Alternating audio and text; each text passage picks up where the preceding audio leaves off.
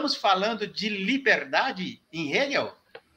É isso aí mesmo, né? É isso aí mesmo, né? Então, a tua mineirice me agrada muito, não é? Eu gosto muito dos mineiros. Eu tenho ido a Minas algumas vezes e realmente é muito agradável estar lá em Minas Gerais. É muito bom. Eu sempre aprendo muito com eles, não é? É sempre muito bom. Né? Realmente, nós estamos falando de liberdade, né? De liberdade, e liberdade implica, sobretudo para nós hoje, implica cidadania, né? Cidadania que a gente ainda no Brasil não conhece na sua plenitude, né? Nós no Brasil, por conta da nossa história também muito curta ainda, né? A gente não conhece ainda efetivamente o que é cidadania plena, a gente não conhece ainda, portanto, o que é o Estado, o chamado Estado de Direito, que o Hegel chamava de Estado ético, né? A gente não conhece. O Estado, eu digo às vezes em tom de brincadeira, mas que na verdade não é brincadeira, né?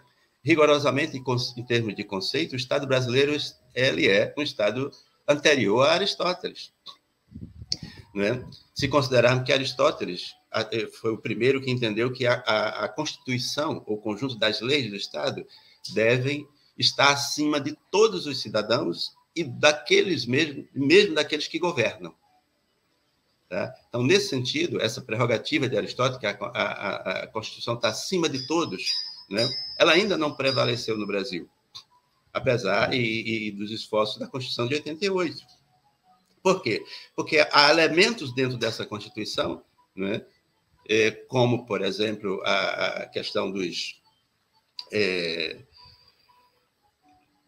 que já foi decreto-lei no passado, né? Durante o regime militar, e hoje, né, a gente conhece também como essas chamas, como é que chama?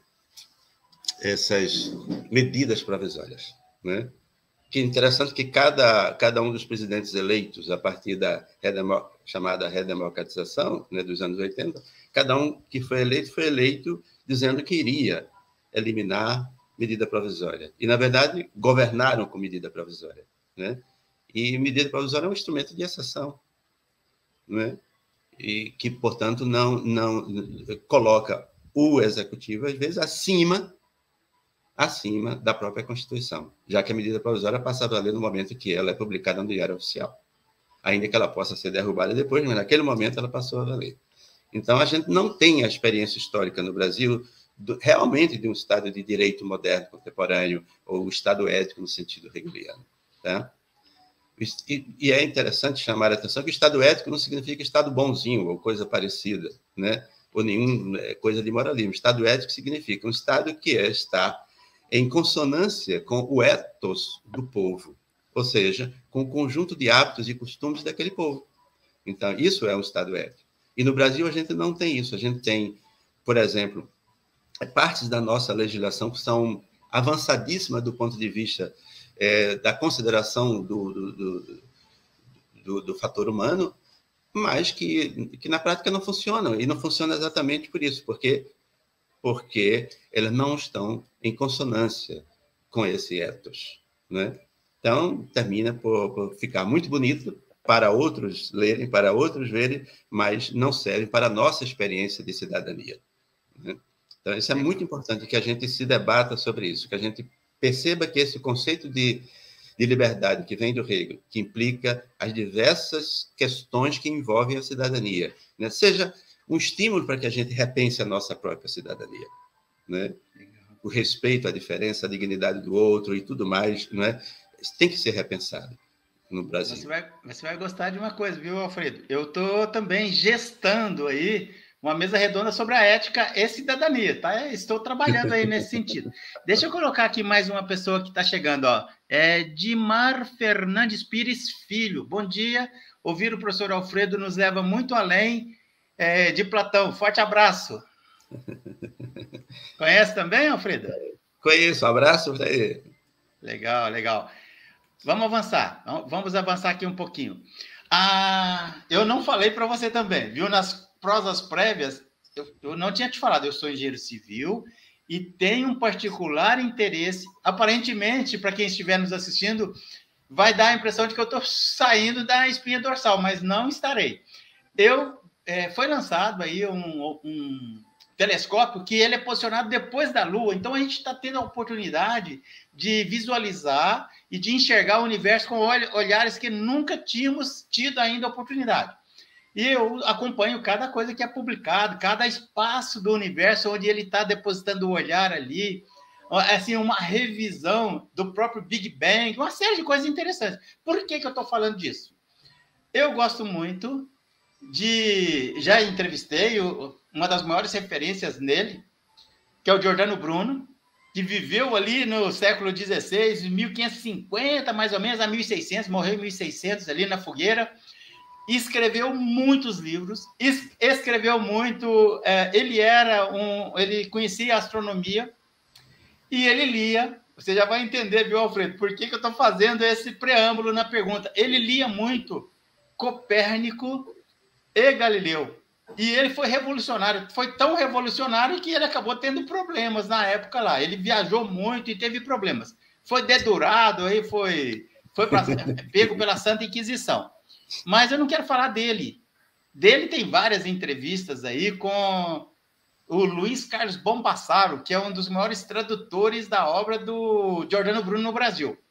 Lá do Rio Grande do Sul. Mas eu quero perguntar para você se você buscou ou se é possível buscar uma aproximação entre as ideias do Galileu, do Copérnico e o pensamento do Kant e do Hegel.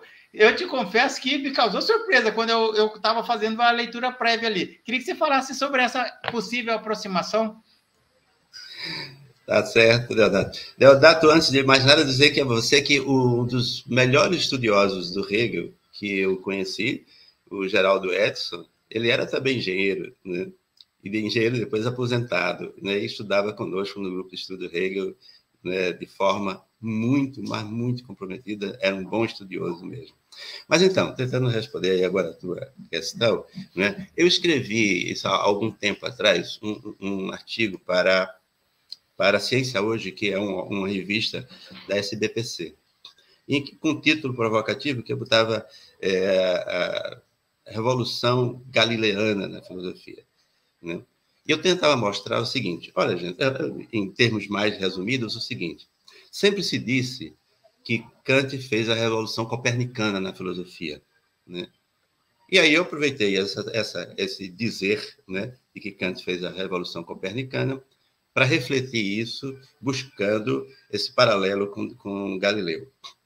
Então, o que é que eu afirmava lá? Olha, Copérnico, sem dúvida alguma, né, anunciou que a Terra não era o centro do universo, que o Sol é que era o centro. Tá? Mas Copérnico faz uma ressalva. Qual é a ressalva do Copérnico? Copérnico diz, olha, a Terra não é o centro é o Sol, mas o Sol é a morada de Deus. Com isso, está mantido, né, o dogma religioso da época, o princípio através do qual a própria igreja exercia o seu poder, até mesmo sobre os príncipes, né, de que Deus está no centro do universo, no centro de tudo que acontece, e, portanto, a igreja, como a sua representante daquela época, deveria sempre ser ouvida em todas as questões. Muito bem. Galileu, quando ele vem, né, e aquelas coisas curiosas do Galileu, né, que ele faz um telescópio montado com peças contrabandeadas da Holanda, mas aí ele consegue enxergar a superfície do Sol. E aí, ao enxergar, ele percebe que são explosões, e ele diz, olha, o Sol, realmente, todos têm razão, que falam na teoria heliocêntrica, né? O Sol é o centro, mas o Sol não passa de uma bola de fogo.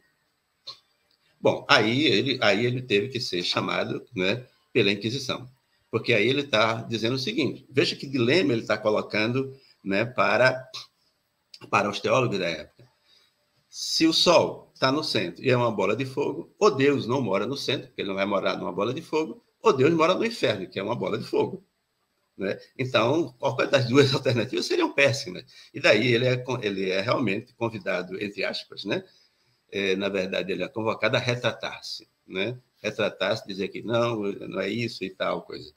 Mas A retratação de Galileu traz um elemento a mais, que é o seguinte: os gregos antigos haviam definido a verdade não como alguma coisa absoluta que se alcança, mas como um processo de desocultação da realidade, de desvelamento, desvelar. A palavra aletheia em grego, não é? E acontece que nessa compreensão de verdade dos gregos, uma coisa sendo desvelada, desocultada, não adianta tentar voltar a velar, já que todos viram. É como se você tirar um véu que está cobrindo algum objeto, todo mundo viu que o objeto estava ali, e depois você volta, bota o véu sobre o objeto. E diz, o objeto não existe, não. Claro, ninguém vai acreditar, todos já viram que o objeto está ali debaixo do véu. Então, é esse o processo interessante que Galileu traz à tona, porque mesmo negando, para poder salvar a vida, não ir para a fogueira como foi o Bruno, né? Ele realiza essa verdade no sentido grego, porque as pessoas já tinham visto, ele botou o telescópio dele para que todo mundo pudesse ver, as pessoas já tinham visto que o Sol era uma bola de fogo. E aí começa verdadeiramente uma revolução, não é, no princípio dominante do pensamento, que vai gradativamente deixar de ser, não é, a teologia, que colocava todas as demais ciências como auxiliares da teologia, a teologia era a principal, né? Tudo mais era auxiliar da teologia, e passa agora a se construir uma outra base do pensamento científico, filosófico também, não é? Que não dependia mais dessa submissão à teologia. Então, eu fiz essa comparação mostrando que a verdadeira revolução acontece com Galileu e não com Copérnico, né? Até porque a ideia da centralidade do Sol é anterior ao próprio Copérnico, já existia em civilizações anteriores. Mas, então, como eu trago isso para Kant e Hegel? Eu digo, olha, se Kant foi a revolução copernicana, apontando a necessidade de compreensão do sujeito, né, e de liberdade do sujeito, porque Kant aponta que, por exemplo, a possibilidade da liberdade, uma das frases famosas do Kant, né, o homem é o único ente capaz de encontrar um fim em si mesmo, ou seja, capaz de dar a si mesmo um destino.